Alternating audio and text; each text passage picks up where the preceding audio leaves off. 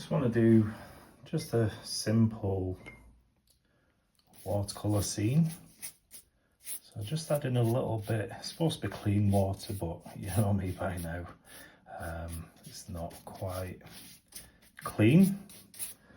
But the advantage of this is you can see where you've put the water, you can see where the paper's wet, and so I'm quite happy with that. And you know, it does not make too much of a difference once you start popping those colours in. So I've got my tray and I'm using my hake brush, just a small hake, and just a little bit, it's a bit contaminated, this blue, but there's blue and Payne's grey, so I'm going to add that into my sky for the first wash. So I'll just, and one of the things that I wanted to emphasize for those of you that are quite new, or maybe you've only just started painting, is I just wanted to emphasize the point that it's watercolor, and for me that means water and color. So don't be afraid of using plenty of water. I see quite a lot of people using it almost like dipping the paint without much water and painting things with just the strength of the colour itself. And I think when you do that, it's just a case of almost missing the whole point of watercolour. You got all these different sort of characteristics that watercolour does do, and I just think it's nice to take advantage of those attributes that the medium has. So just don't be afraid of adding water and just letting the watercolor do what it does best. So you can see a little bit of glare from the light, but just adding this nice interesting sky. And what I'm going to do, I'm just going to switch brushes a minute. I'm going to use a fairly large mop brush, and I just want to add a little bit of darker tones to the sky. So this is just a pure mix of Payne's grey or neutral tint. You could use either one. I'm not sure whether this is actually neutral tint or Payne's grey, but pretty much the same, almost the same colour. Maybe one's a little bit more blue in the colour, but just going ahead, and the first stage is all about covering that horrible white paper. So using plenty of water, and it's not as important as you may think, this first stage, just covering the paper. So it doesn't really matter, you can pop any colour in there really. And if you've got in your mind what you want to paint, then sort of just go in and add this paint, and if you need to leave some highlights, then you can do that. I'm just thinking maybe I could add a little bit of water to the scene, maybe here. So I think I may go for that.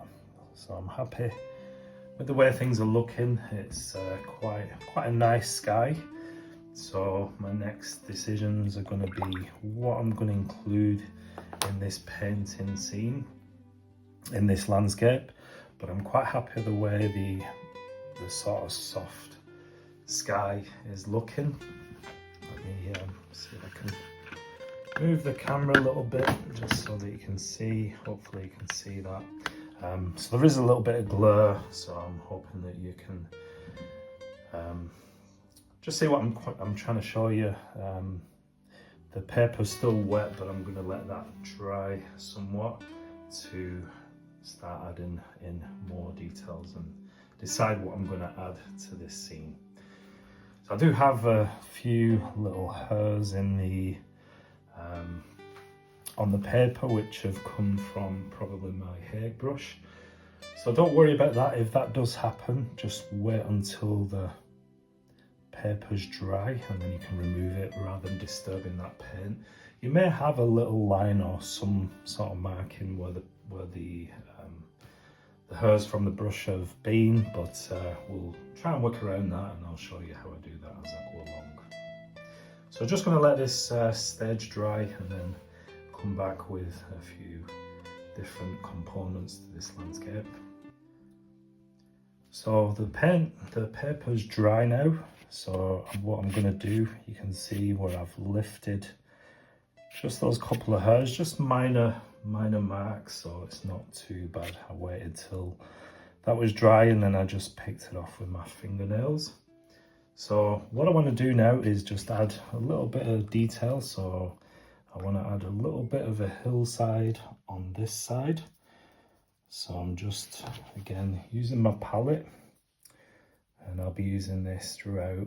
I do have my other palette of Winsor & Newton to hand as well, if I want to dip into that.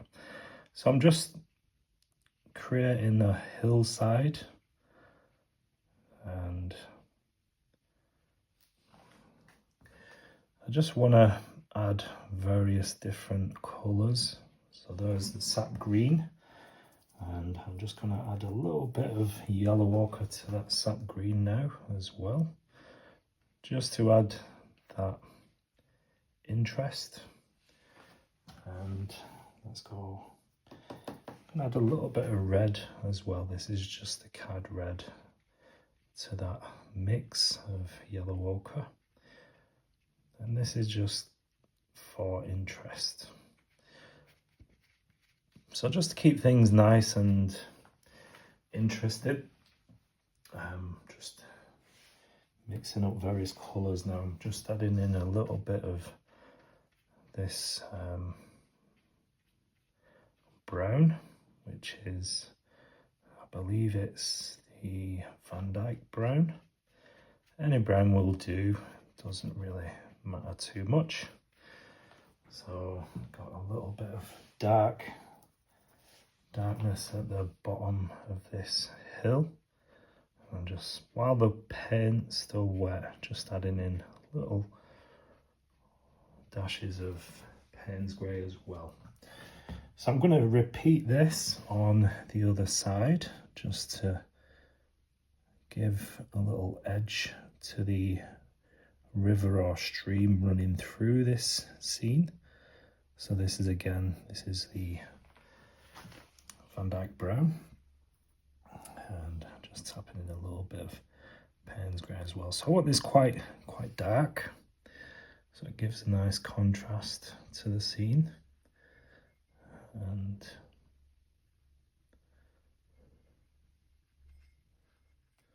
so there we go. So I just add a bit of water, and I want to pull this colour just a bit more. Pull this colour a bit more into the scene,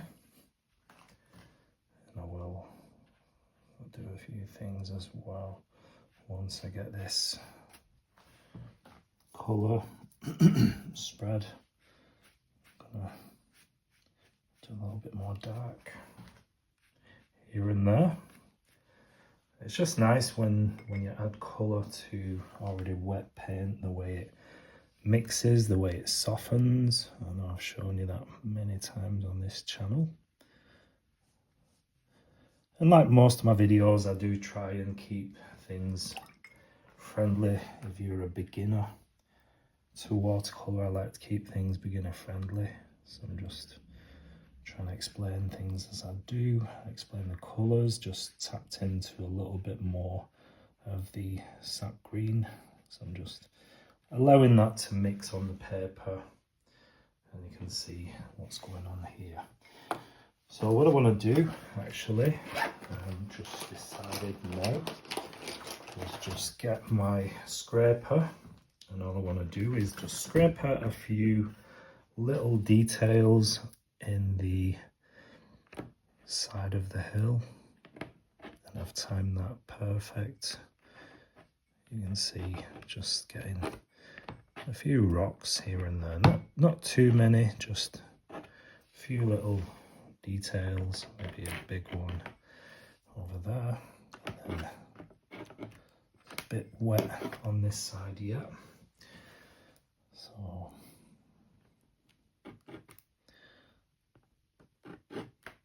you can see when it's too wet, you're just moving the paint, and so it does start filling back in the area that you've intended to scrape.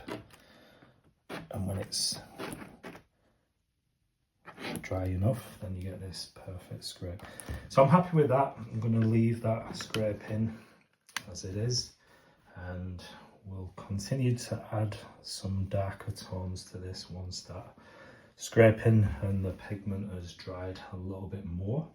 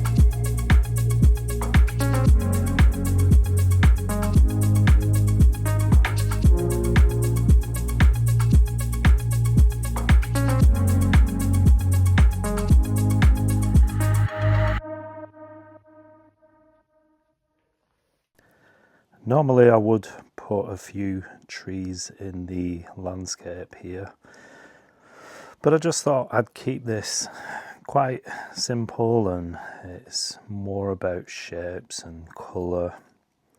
I do like the background mountain or hill, and I just try and keep things nice and simple, just layering in a little bit of colour into the river as well. So I do like the way at the top of the river I've left unpainted paper unintentionally, and it looks a bit like there's a lot of movement in the water, maybe a bit of a maybe water splashing up and that sort of thing. And then I just want to add just a few darker tones to the hills, just to bring that contrast a bit more, push the mountain in the background further back. But I thought it's quite a simple painting. There's not really too many elements to this landscape scene. I'd love to know your thoughts as you've watched this painting. Just adding a little bit of that cad red mixed in with a little bit of the Van Dyke brown to the right hand side. But that's pretty much it. I just need to remove the tape now and see what we've got for the final painting. Like I said, it's quite simple. I do like the sky. It's quite serene, quite a peaceful scene, I suppose. And I just wanted something that I think, if you're a beginner to watercolor, then this is definitely achievable.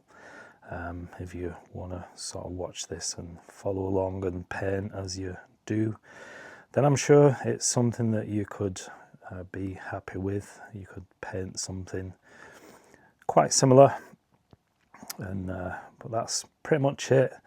Like I said, getting back to normal now. My wife's back at work, my son's at school, and so I do plan on doing some more live streams, which will be hopefully Tuesday morning. So next week I'm going to start again Tuesday morning about 10 o'clock for the UK time. But that's it for this one. Thanks for watching. Hope you find value, and I'll see you in the next video.